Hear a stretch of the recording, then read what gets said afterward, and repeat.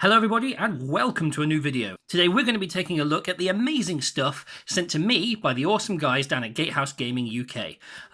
Look at this colourful plethora of items out in front of me here. Let's get straight to it and take a look at the first item. So we'll start off with their hedges.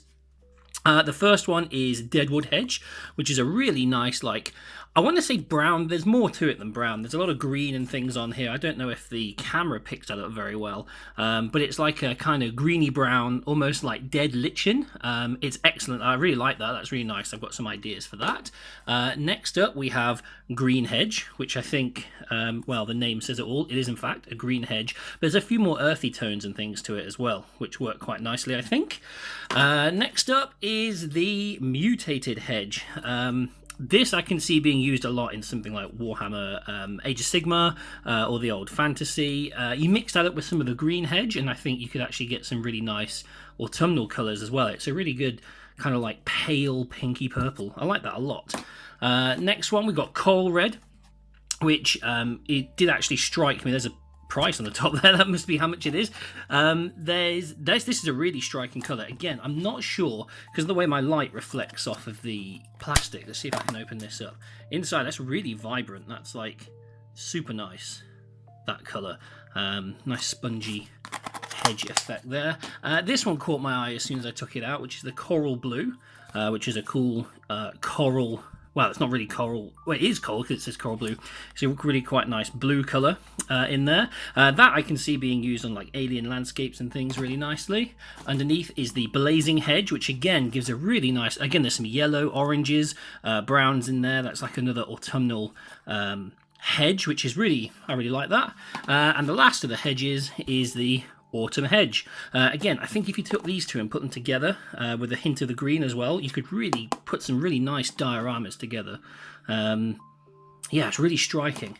After those, we've got the Sawmill 2. I actually have Sawmill 1, which I have used if you check my Instagram. Link in the description below. I have actually used this a few times, and the workshop that they make, the 3D printed workshop building that Gatehouse make. This one is slightly finer. The chunks are larger on Sawmill 1, but it's very similar to this. It's really useful. In the box, I have to admit, sitting there, you're like, yeah, it's just some wood chippings. But when you mix them with something else, you put them on, you make it look like debris on the floor, add a bit of paint. It looks really, really interesting, actually. After that is the Bromoth Rocks. Again, it's not a colour you see often. It's almost a turquoise stone. Yeah, again, the beauty of these is if you mix them together. I mean, if you were to glue this just to a base on its own at this size, genuinely, I don't think it'd be very good, but you mix it with the sands or the smaller stones or even with things like the sawmill, and you can create some really incredible effects, which I think is the strength of a lot of these products that the guys make and provide to us. After that is Acid Rocks. This one actually leaked. I think the postman stood on it or kicked it. It leaked into the box. But again, a really nice striking green. I can see that being really useful. Even in, you could do sci-fi and you could say, yeah, it's like an acid plane or something like on an alien planet. But even jungles and things, you know, green, extra green on top of your jungles and in your muds, and you mix this with some like textured paint and stuff. It could look really spectacular. I'm looking forward to experimenting with that. Again, Chaotic Pink. Again, I'm not sure. Let me see if I can open this. I'm not sure how well the camera pulls this one out, but it's so bright. This one actually hurts my eyes a little bit to look at. It's super like psychedelic. It's almost neon in how pink it is. It's excellent. Right, next one after that is the Copper Ore. Nice, like a copper coloured stone. I don't know if I'm not sure if this is a painted stone. I don't think it is. Usually the products these guys get are like a kind of... They're usually made of a material that's this colour, so if they chip, they don't chip or anything. So if they did chip, you would get the colour come all the way through. But that's a really, really nice metallic effect on that one, as are these. The Mithril Ore, really nice silver. Let's see if I can pop that open again. Oh, come on. There we go. Yeah, that's super nice. That is the silver effect on there. Yeah, I like that. That's really good. Okay, and after that is the gold nuggets, which is very similar to the mithril ore, but obviously gold. And again, it's a really deep gold. It's not like a pale gold. It's striking. If you put this on somewhere, on like a treasure hoard, or some kind of treasure chest or something for a diorama or a base, it would be very obviously be what it says, gold nuggets.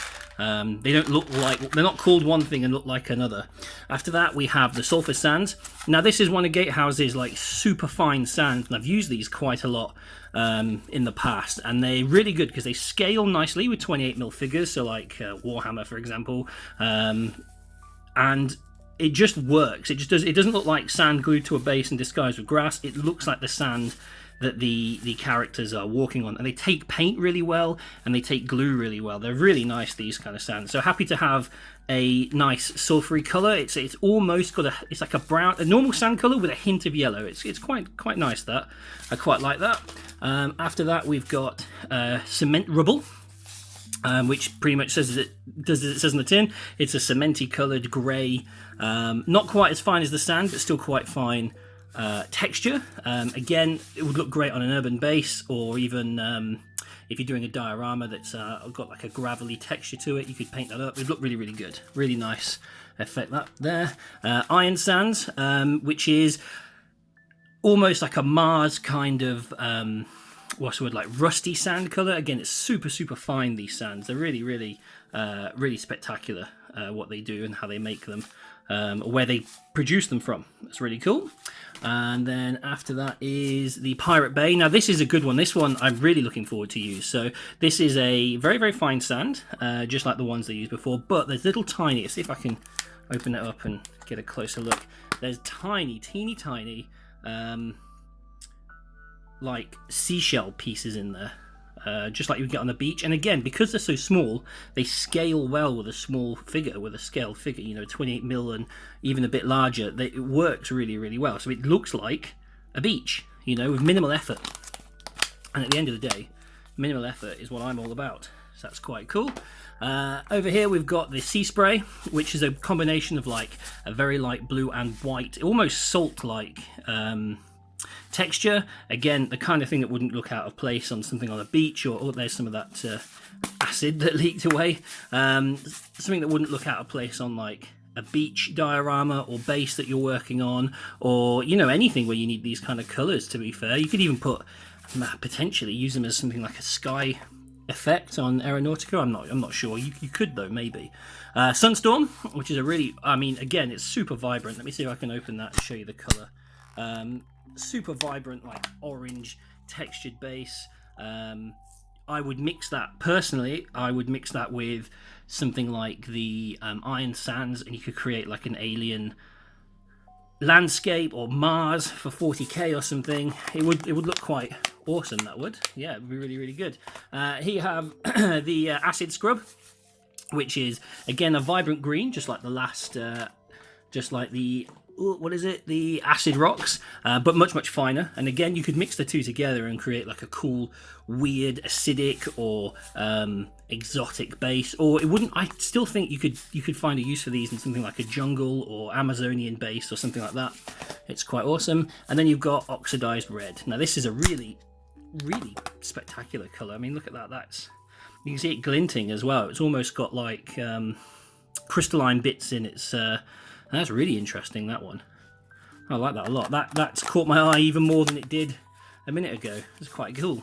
After that, we've got the tarmac, which, believe it or not, is just like dry tarmac. Again, excellent if you're doing any dioramas. I can see this one being used on something like scale model railway. It doesn't look too different from the ballast you might have, or something you'd have in the back of a steam-powered loco or something. Really nice texture. Yeah, I quite like that. Really fine textured material. Actual coal, again, it looks like coal, which is really awesome. So if you need coal for something, here it is. Again, like I say, one of the best things about these is how they are called one thing and they look like what they're called. They're not like some items where you go, oh, it's this, but it looks like something else. You can, it's good. It does what it says in the tin. I like that. We've got Rocky Iron Start. Again, looks like something from a quarry. or a mine or somewhere. On their own, they look decent, but again, I feel like if you were to mix these with some of the other textures, you'd end up with some really nice, varied, and realistic looking landscapes. Yeah, it's really nice, that one, actually. I can see that poking out of mud. You could have a really convincing looking countryside scene almost. This one is rocky start, the same kind of thing, different texture, different color, but again, realistic looking, scaled stones. I quite like that. Yep, that's decent. Over here, now these are really cool because they kind of look like that cereal Cookie Crisp, but asteroid scatter, and again, they literally do look like, I can open this up, they literally, come on, there we go, they literally do look like asteroids, which is quite awesome. I mean, I don't know, there's a million things you could use these for. If Gothic ever becomes a thing again, stick these on a few bases, you got yourself an asteroid field, or you know, I mean, there's so many opportunities to create cool things from something like that. This one, I'll leave that till last because that's quite interesting. These ones are the orange crystal spires. Again, they're just like shaped crystal. You'd stick to a base. They're really, I mean, they've got some really good formations on them, quite realistic looking. Like you can imagine something like that jutting out of the ground. And causing, you know, looking cool on a base, something from the Chaos Wastes or underground, or, you know, dwarves near these kind of mineral deposits. It's very cool. I quite like it. And then we've got the same thing, but clear. So it doesn't have a label, but I assume this is a clear crystal spire. Again, you could mix it with the other ones, or just have these clear, they look like something from Krypton, actually, from Superman. You could have these clear crystals just sitting on your bases, or even attach them to characters and things. You know, the sky's the limit, really. It's quite awesome. And yeah, these I'm really excited for. So these are rusty and clean wire, like wire mesh. You can just open them up, cut them to size, put them on bases. I mean, I can see an Imperial Knight standing on something like that, or Space Marines walking across it, or something, anything. It'd be really good for a nice post-apocalyptic or urban environment, because you've got like the clean ones there as well, which are quite cool. I really like it, to be honest. It's very it's got a lot of applications you could use it for, and it's not sharp. You can see I was pulling it on my fingers there. You'd think you'd cut yourself. I was worried about doing that, but it's not sharp.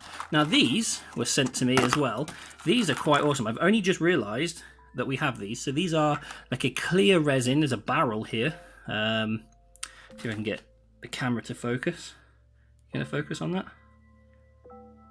There we go. So there's like a clear resin barrel, and there's some crates as well, and smoke plumes for, you know, damaged ships. But as you can already see, the light that I'm recording under refracts through those really well. So maybe there's opportunities to cover these in LEDs, put LEDs underneath them, or you know, you could even go over these with like a wash or something, or an ink, in order to taint them with a color, and then you could shine a light through. There's a lot of possibility with that. These are really good. I think they're quite exciting, actually. Yeah, that's very, very awesome. And that's it. That's it from this box. This is one of two. I believe there is another box on the way. But obviously, with the way things are at the moment, the post is a little bit slower. Not that I'm much faster, to be honest, than the post. But I believe there's some buildings and some more materials coming in. Once again, thank you very much to the guys at Gatehouse Gaming. I'll put links to their Facebook and their Instagram down to the bottom. Go check them out yourselves. There's some really, really cool materials here. As I said, you can see as I'm putting it down, these colours are just really, really striking. But yeah, so don't forget to check them out. Don't forget to like and subscribe for more videos. Thank you very much, and goodbye.